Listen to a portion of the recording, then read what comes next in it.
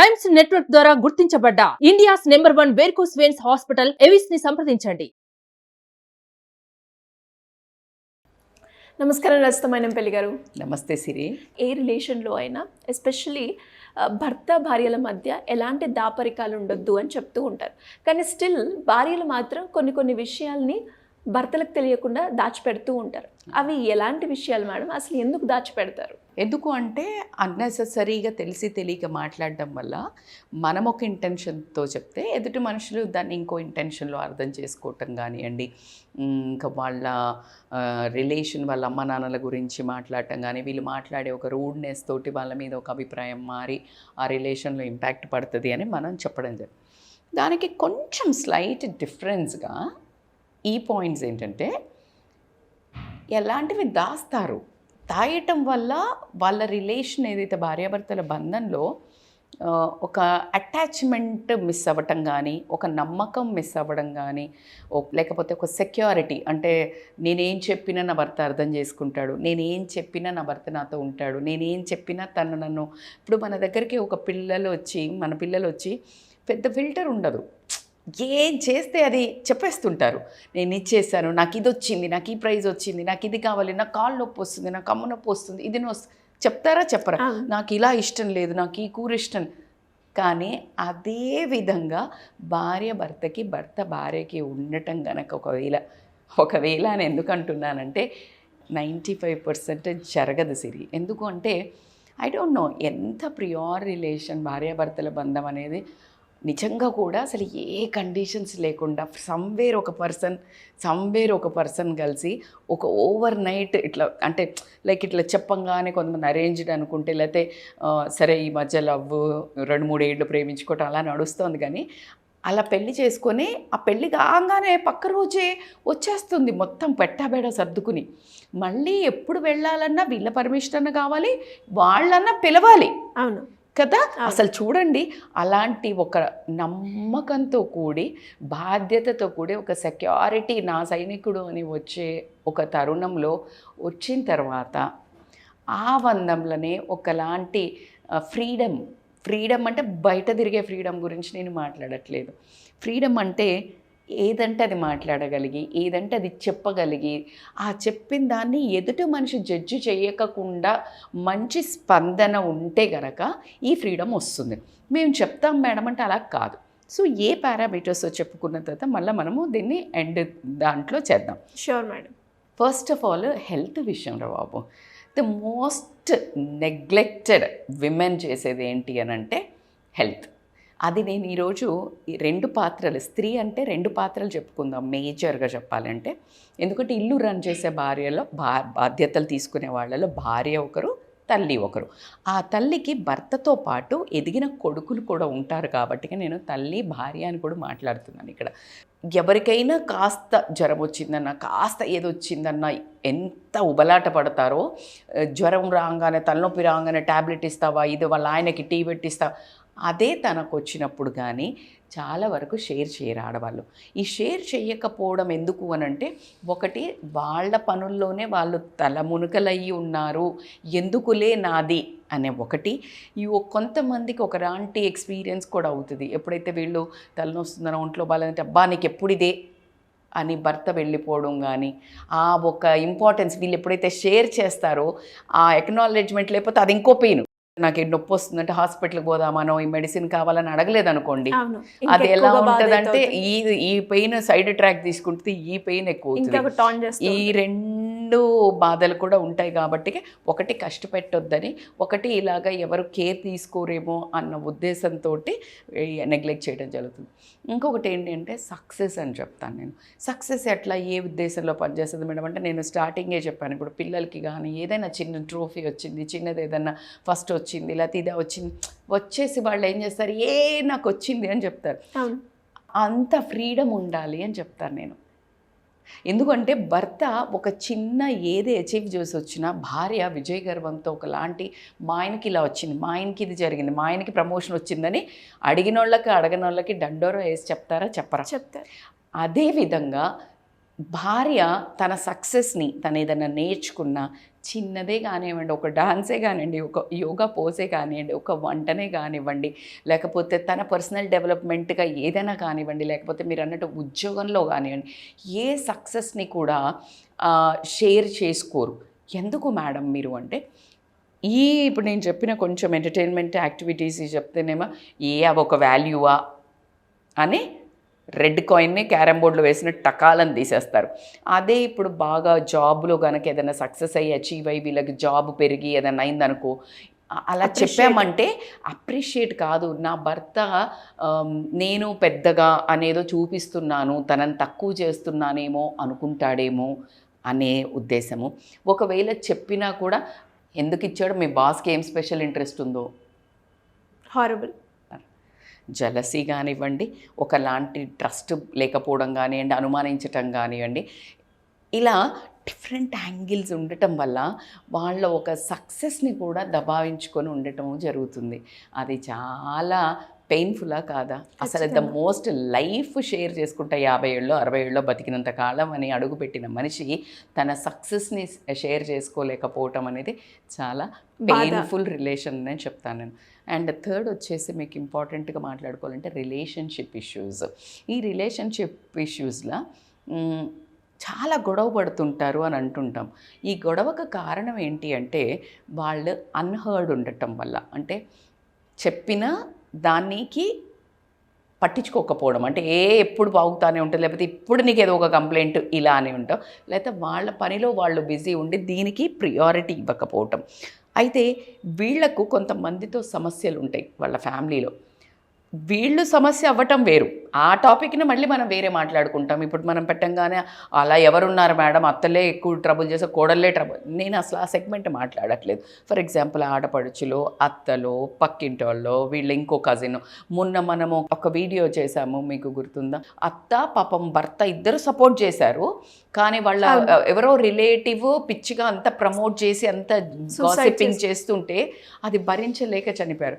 ఆ భర్త చాలా వండర్ఫుల్. కానీ నేను చెప్పేది ఏంటంటే, ఈ ఇష్యూ ఏదైతే ఉంటుందో ఇలా పక్కన చుట్టాలతో కూడా చాలా పెయిన్ఫుల్ ఉంటుంది. వీళ్ళు కంటిన్యూస్గా టాంట్ చేయటమో, హ్యూమిలియేట్ చేయటమో, లేకపోతే పక్కకు పెట్టటమో, వీళ్ళను ఏదో ఒకటి చేస్తున్నారు, వాళ్ళకి అది చాలా బాధేస్తుంది.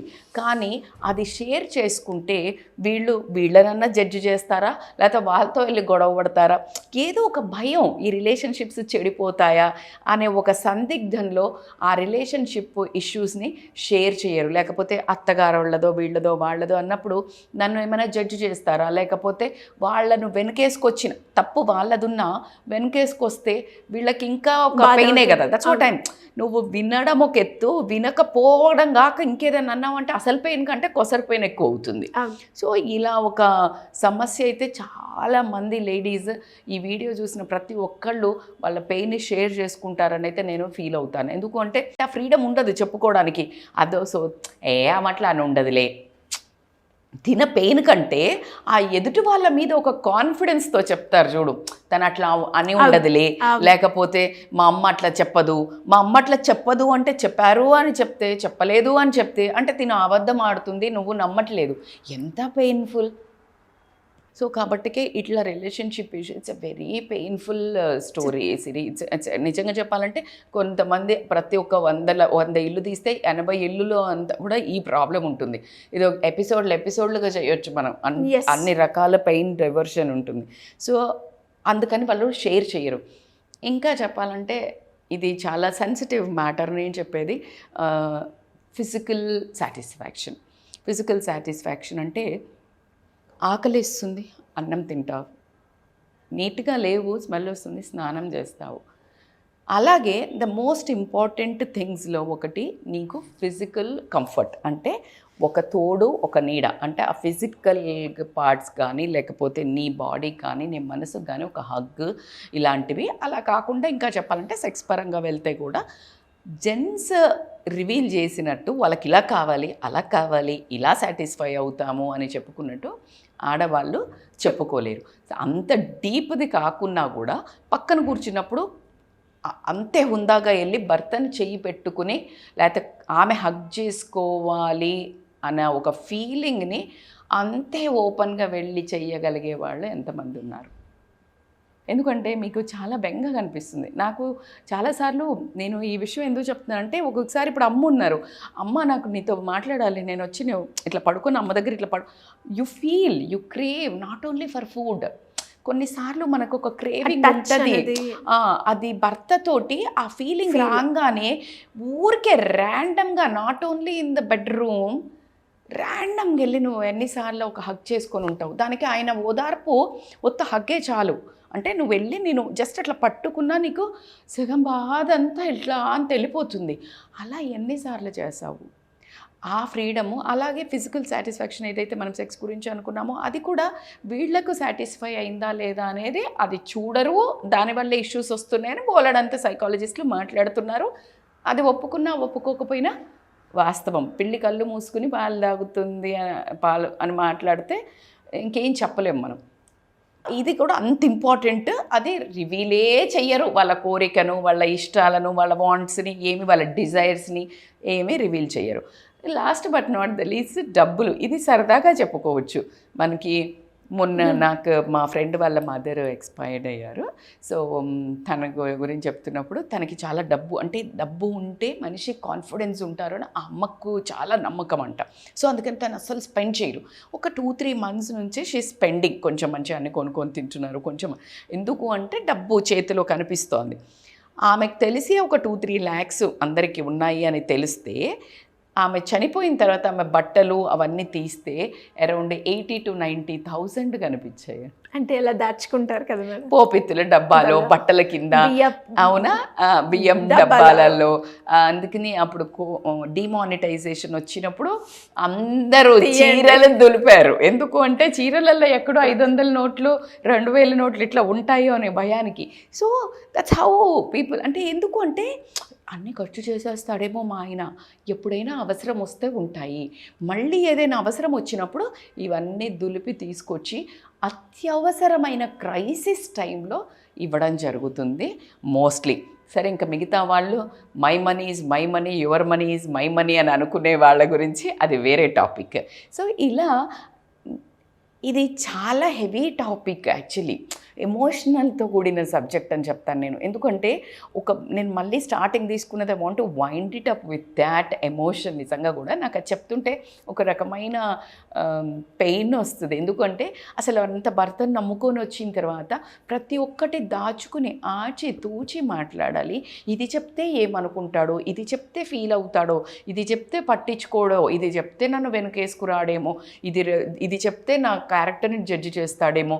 ఇప్పుడు ఎవరో ఒకరు బయట వెళ్తూ ఉంటే ఏదో ఒకటి అనిపించింది, ఎవరో ఒకరు కమెంట్ చేశారు, లేకపోతే ఎవరో ఒకరు ఆఫీస్లో ఒక మెసేజ్ పెట్టారు, లేకపోతే ఏదో ఒకటి అయింది ర్యాండమ్గా. ఎప్పుడైతే ఈ విషయాన్ని తీసుకొచ్చి అమ్మాయి ఇలా అయిందండి ఒకడు అంటే నువ్వేం చేశావు అంటాడేమో, ఎందుకు బయటికి వెళ్ళావు, జాబ్ బంద్ చేయి అంటాడేమో అని అత్యంత పెద్ద ఇష్యూస్ చెప్పక పెద్ద ప్రాబ్లమ్స్లో పడిన వాళ్ళు ఉంటారా, ఉండరా చెప్పండి? చాలామంది. అలాగే హెల్త్ ఇష్యూస్ దాయటం వల్ల కూడా ఇది కొంచెమే అనుకొని వీళ్ళు ఏంటి నెగ్లెక్ట్ దాచి అది చాలా పెద్దగా అయ్యి మోస్ట్ ఆఫ్ ద లేడీస్కి లాస్ట్ స్టేజ్ క్యాన్సర్లలో బయటపడడము అది ఎంత దౌర్భాగ్యం అంటే చాలా బాధాకరమైన situation. So I want that women to be vocal, I want women to be tone out. ఏదైనా కానీ మీకు అనిపించింది చెప్పండి. ఆ చెప్పే ముందు కాదు, నేను ఇది ఈ వీడియో చూశాను మీ ఆయనకు చూపించండి. నేను రిక్వెస్ట్ చేస్తున్నాను అందరి హస్బెండ్స్కి, మీ అవసరము మీ భార్యకి ప్రపంచంలో అందరికంటే ఎక్కువ ఉంది. మీ అవసరమే ఉంది, మీ అవసరం టోటల్గా ఆమెకే ఉంది, మిగతాదంతా ఆమె నడిపిస్తుంది. So you make that love and empower to the women. Give ఎర్రే నేనున్నా, నువ్వు చూసుకో మిగతాది అని చెప్పు. ఆవిడ ఎలా రన్ చేస్తుందో మీకు చెప్పనే అవసరం లేదు. నేను I want to really voice out. Women ఆ స్ట్రెంత్ తీసుకొని వాయిస్ అవుట్ చేసి ఆ కాన్ఫిడెన్స్, ఆ కంఫర్ట్నెస్ భర్త దగ్గర తెచ్చుకోండి. టైం పడుతుంది, ఓవర్ నైట్ కాదు. ఓకే, మీకు కష్టంగా ఉంది, నాకు చెప్పరాడానికి రావట్లేదు madam, please come for counselling, come for therapy. మీ వాయిస్ని మీరు ఎప్పుడైతే ఓపెన్ చేయట్లేదో దానికి థైరాయిడ్ వస్తుంది. ఈ షోల్డర్ పెయిన్స్, చెస్ట్ పెయిన్స్ ఎందుకు అంటే దుఃఖాన్ని అణిచి ఇక్కడ పెట్టుకోవడం వల్ల షోల్డర్ పెయిన్స్, మీకు చెస్ట్ పెయిన్, ఈ స్పాండిలైటిస్ ఇవంతా వస్తుంది. బ్యాక్ పెయిన్ ఎందుకు వస్తుంది అని అంటే like you are not releasing your emotions from your మొత్తం పోయి దబాయించి అన్ని 7 చక్రాలలో, and here also that you think nonsense all, నీ గ్రే మ్యాటర్ అంతా ఫుల్ నిండిపోయి ఉంటుంది. రోజుకి నువ్వు హెమెగ్డెల్లా అని ఫుల్ బ్లాక్అవుట్ చేస్తున్నావు. మొత్తం థింక్, ఫియరు, భయము, జడ్జిమెంటు, ఇది అంతా దాంతో.